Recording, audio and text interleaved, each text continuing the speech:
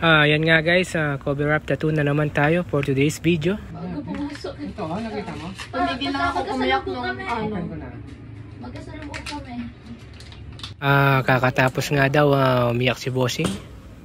Yan nga guys. 5 days ago pa lang yung tattoo niya pero ipapa-cover up na niya. Ayan nga guys, kahit pinaliwanag ko sa Bossing natin na bawal pantatuan yan kasi 5 days pa lang yung tattoo ni Bossing. So pag ginalaw natin yan masusugat talaga siya. So wala tayong magagawa. Sabi ng client natin kailangan daw i-cover up yan as soon as possible po. Ayaw na daw kasi makita yung pangalan ni Mr. Junjun. Ngayon nga guys, tatakpan na natin. Testing muna.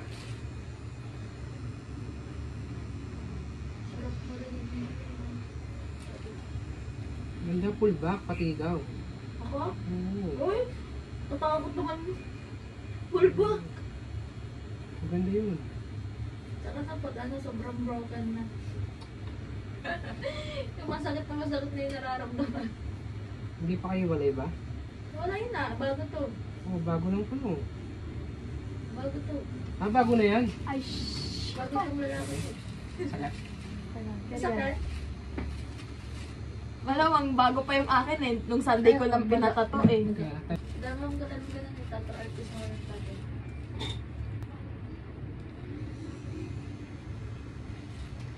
Kaya mo daw yung paniko.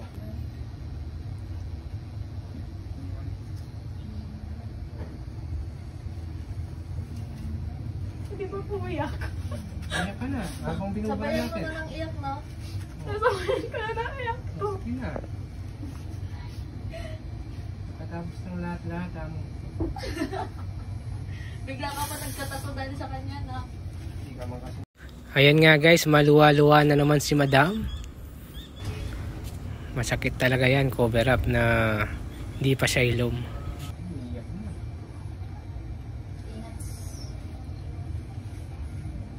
Susunod magpangalan nilagay nyo, mukha.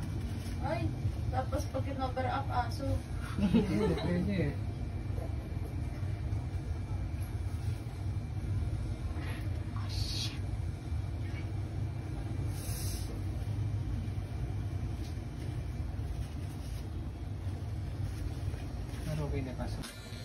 Ito nga guys, makikita nyo talagang dahan-dahan lang ako sa paggawa kasi bago lang kasi yung tinatakpan natin, baka matuklap.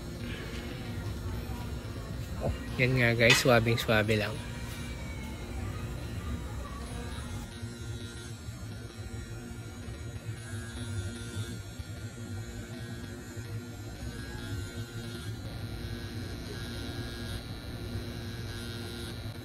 Maraming salamat po ulit sa mga sumusuporta dyan at nanonood.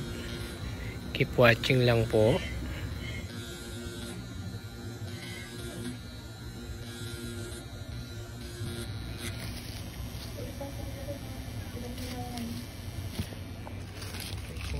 At ito na nga guys, natapos na din cover up.